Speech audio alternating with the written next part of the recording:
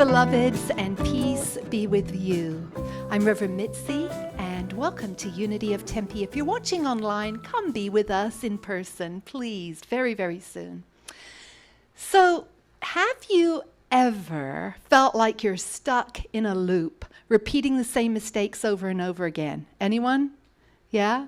You can nod, I won't call you out. Do you have health, financial, career, relationship, or other goals that you want to manifest? Yes. Do you want to learn how to break free from the patterns that keep you living your best life? Yes. Well, that's really good that you answered yes, because it's an excellent thing that you are here today, so we can all explore that. So a key aspect of spiritual and personal growth and empowerment has to do with getting unstuck. Getting unstuck from what, you may ask? Well, getting unstuck from fear and from those limiting beliefs. Now, in Unity, we recognize that our thoughts and our beliefs shape our reality, right? And overcoming negative thought patterns is essential in manifesting a life that we desire to live in, a fulfilling life, and for us to continually evolve into the person that Spirit is calling us to be.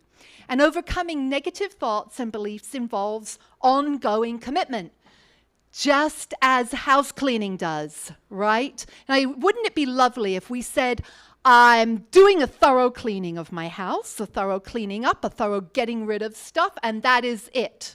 Once. I will never, ever, ever have to do it again. But if you're anything like us, and we have 6 cats at home, we have to sweep up every single day. We have to continually be diligent about house cleaning, and it's kind of like that with our thoughts and our belief systems and all of that. So to support us in this inner house cleaning, I've created this new series, Getting Unstuck. Why?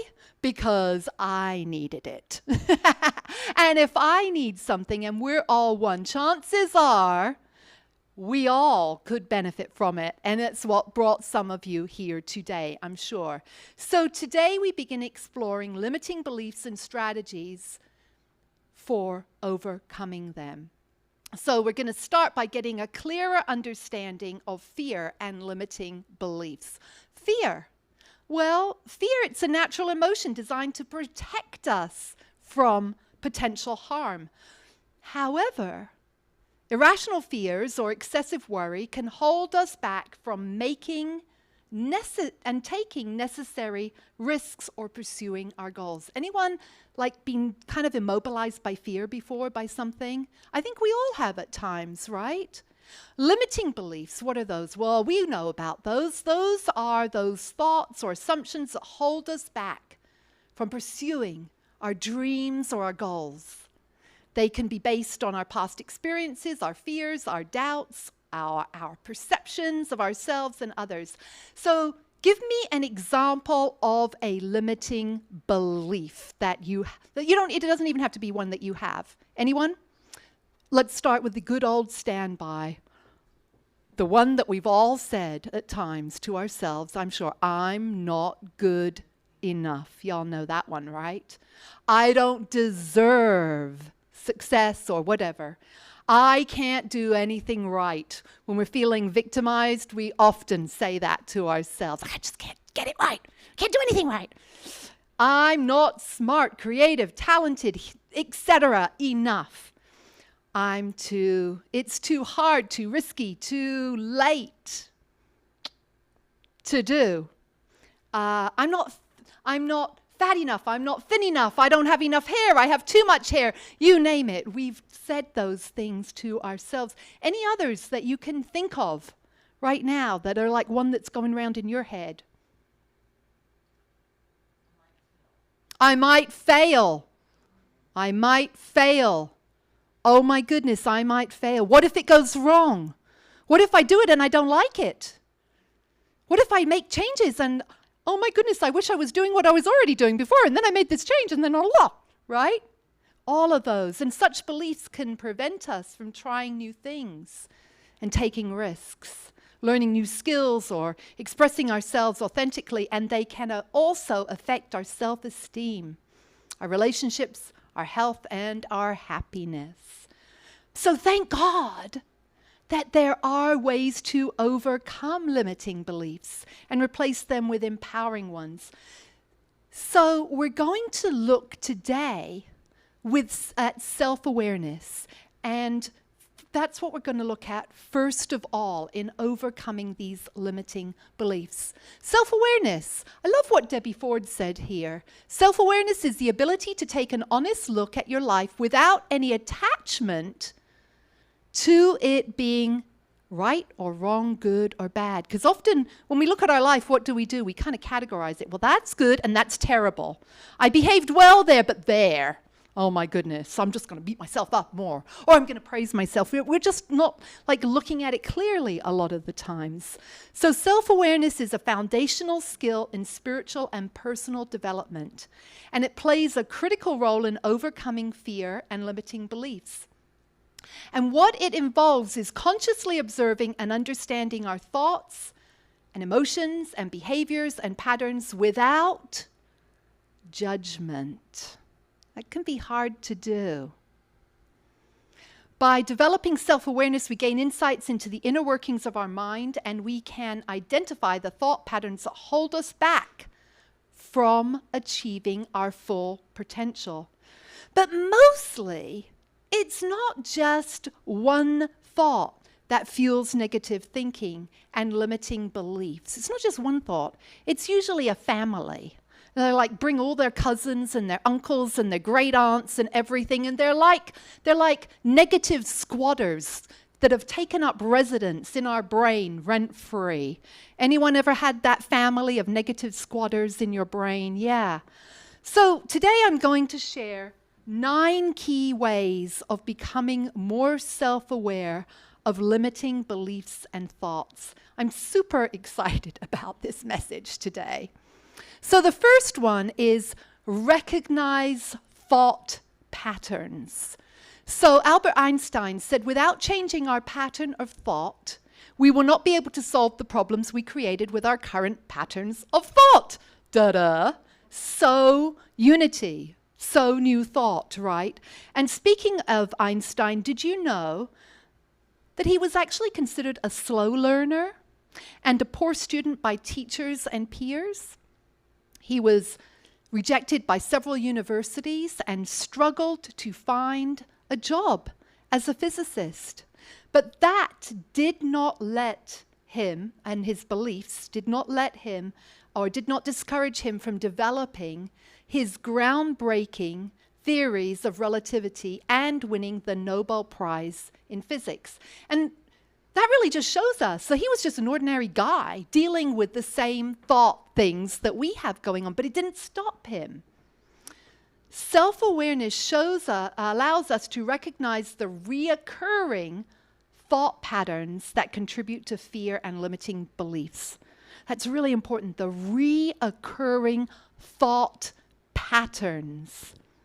These patterns can include self-doubt, negative self-talk, catastrophic thinking, assuming the worst is always going to happen. And by noticing these patterns, we can begin to question their validity and challenge the hold they have on us. I'm going to be talking a lot about challenging our beliefs, standing up to them next week. Next key of self-awareness is, just say it with me, identify triggers. Carl Jung said, everything that irritates us about others can lead us to an understanding of ourselves. Who's had that be true? With self-awareness, we become attuned to the triggers that activate fear and limiting beliefs. Triggers could be specific situations, people, or even certain thoughts. I have a trigger. You know, I do not like this summer in Phoenix. I'm just going to be completely honest about it. So we've been traveling. And when we get back, it's a trigger for me because I'm like, I'm back here in the heat. So I have to kind of like get my mind. Sometimes it might take a day or two, because I've been loving being in the art museum in Chicago or the art museum in Boston or being at Harvard or whatever. And it's like, back here. All right. Thank you, God. Let me adjust my attitude now. Often you know what these triggers are, but you suppress them, right? I gotta be all positive in new thought, so I can't really show anyone what I'm really thinking. Understanding our triggers helps us prepare and respond more effectively when faced with challenging circumstance. We understand what's going on within us. Next, say it with me. Separate from thoughts and emotions. This is a big one for me because I get all into my feelings and my thoughts and my emotions. I tend to be a feeler person. Any other feelers here? Like, oh yeah, we're all ENFPs probably. But let's see what Oprah said. As you become more clear about who you really are, you'll be better able to decide what is best for you the first time around. Oh, I love that. Self-awareness enables us to create distance between ourselves and our thoughts and emotions. Isn't that great? Having self-awareness. Instead of fully identifying with our thoughts, we observe them as passing mental events. Oh, I'm having a thought. It's going by. This detachment empowers us to make more rational and objective decisions. Because I don't know about you, but when I'm in my feelings and I'm heated up about something or I'm emotional about something, I don't often make the wisest decisions. So I've learned now to just breathe into it and say, I need some time to contemplate on that, or maybe I can get back with you on that. So just buying myself time. Mindfulness is an integral aspect of self-awareness.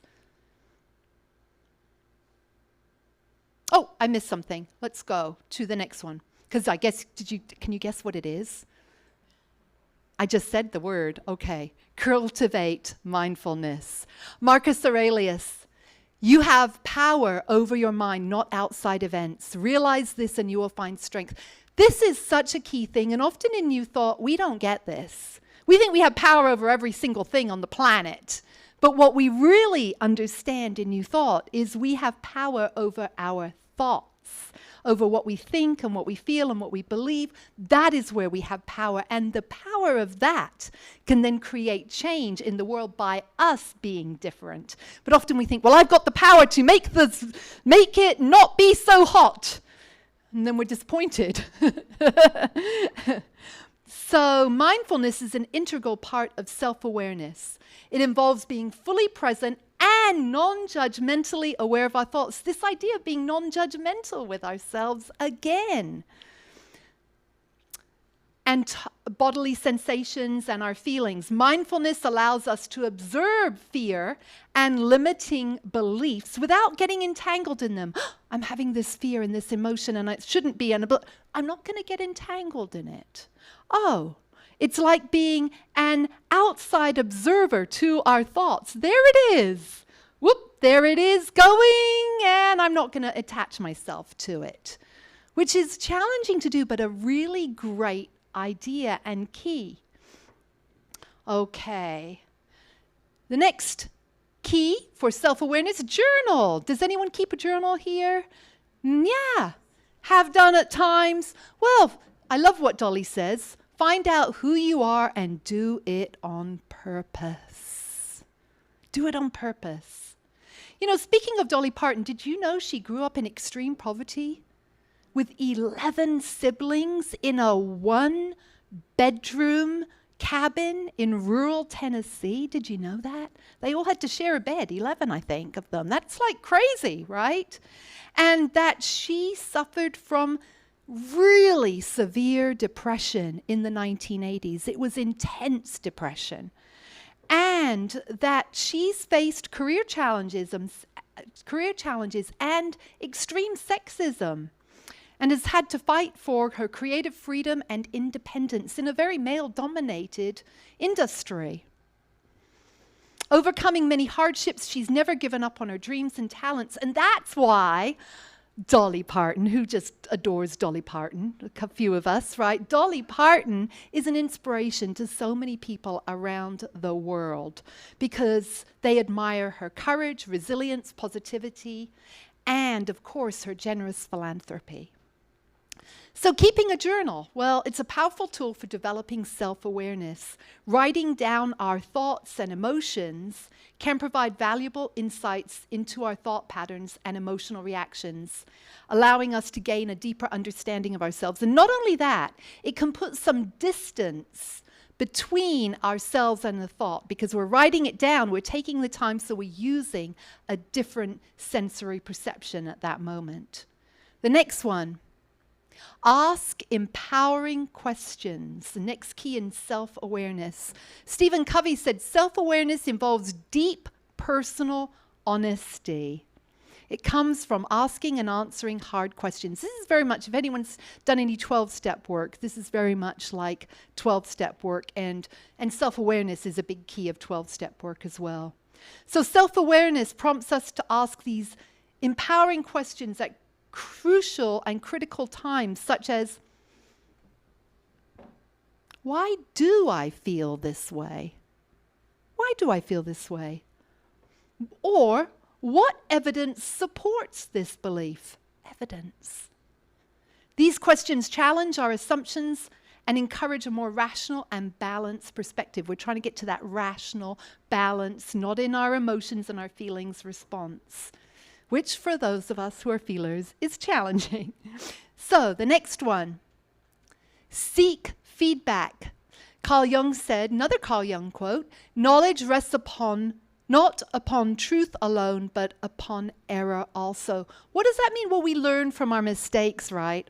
Often we look at our mistakes and we go, I failed.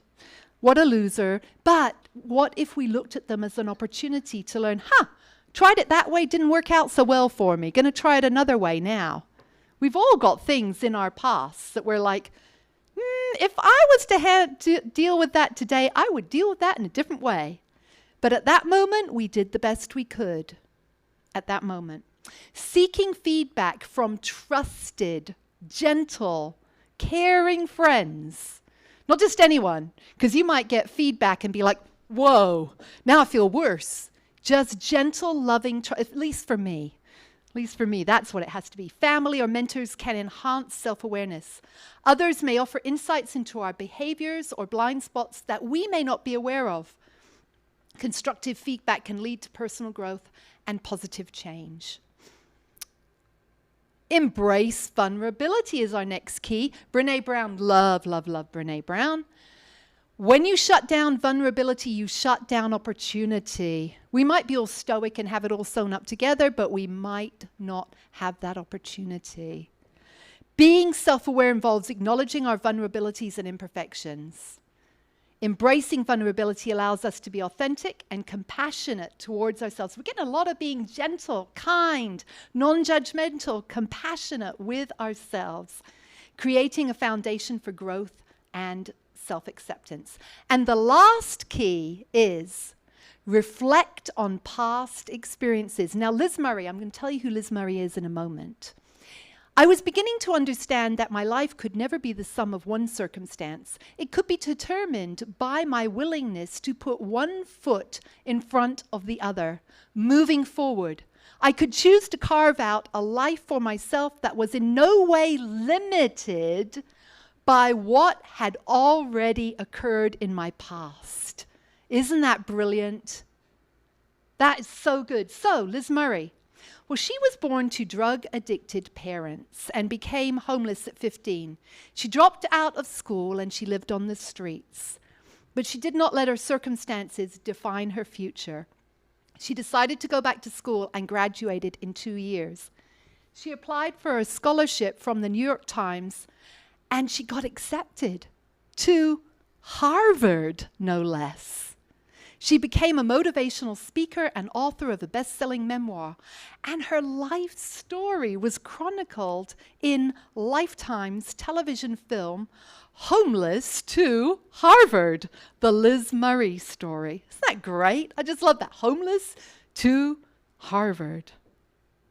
I remember too a minister friend of mine who is also a friend of Bill W., I'll put it that way, who had an article in the paper one time, and it was entitled, "From Degradation to Ordination." I love that, from homeless to Harvard, kind of in that same link. So self-awareness involves looking back on past experiences and examining how fear and limiting beliefs may have influenced our decisions and actions. Oh, that's how it influenced it. This reflection can provide valuable lessons and motivate us to make positive changes. So to conclude, self-awareness is a powerful tool for spiritual growth and transformation. By being mindful of our thoughts and emotions and understanding their impact on our behavior, we can proactively address fear and limiting beliefs.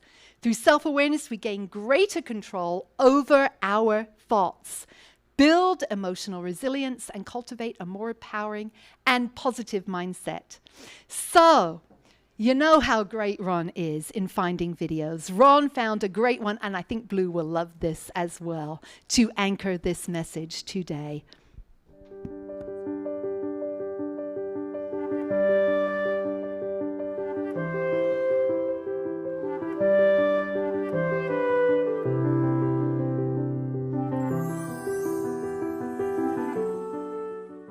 One day, in an animal kingdom, the Lion King called all the animals to come to see him.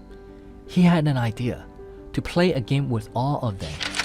He would randomly select an animal, and that animal would need to tell a funny story to make everyone laugh. By accomplishing that, everyone would be rewarded immensely with gifts and food from the Lion King.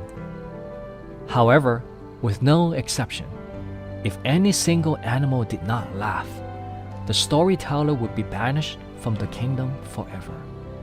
So, the Lion King selected the rabbit to tell the story. Fortunately, Rabbit was very talented and well known for being a comedian in the animal kingdom. The rabbit confidently stepped on the stage and started telling his humorous story.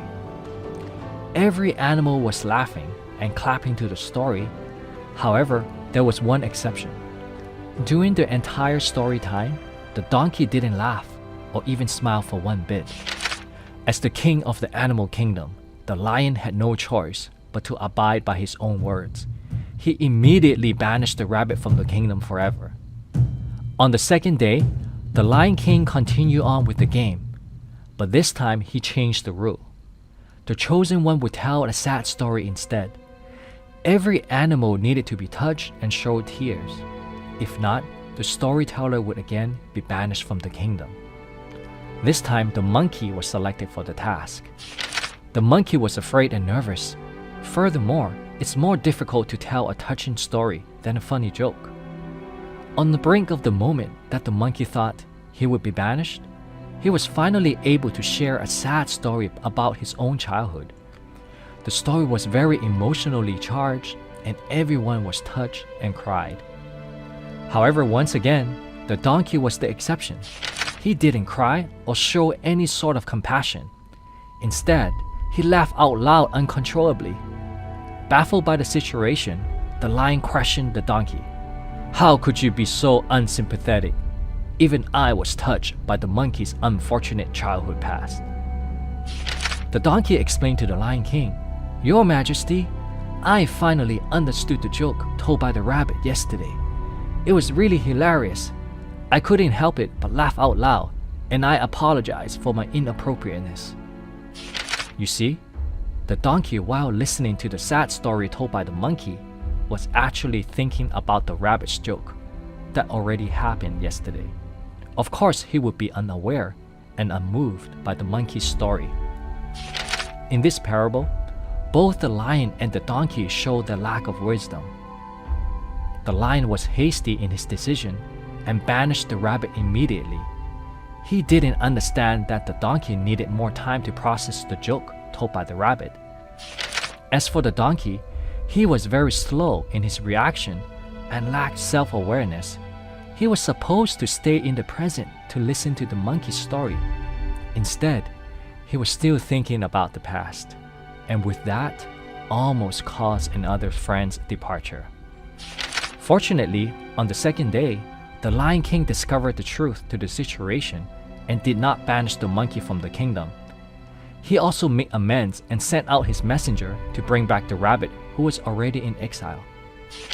You see, in life, in our lives, do we make similar mistakes like the lion and the donkey? Are there situations that require our patience in order to fully understand and resolve? Are there situations and people that deserve our presence 100%? If so, it's worthwhile for us to spend some time contemplating, to take action, to improve our own mindfulness and wisdom. This is the first story empowered by Maniology. We hope you love it. Together, let's continue to inspire and empower. Have an amazing day. Adorable.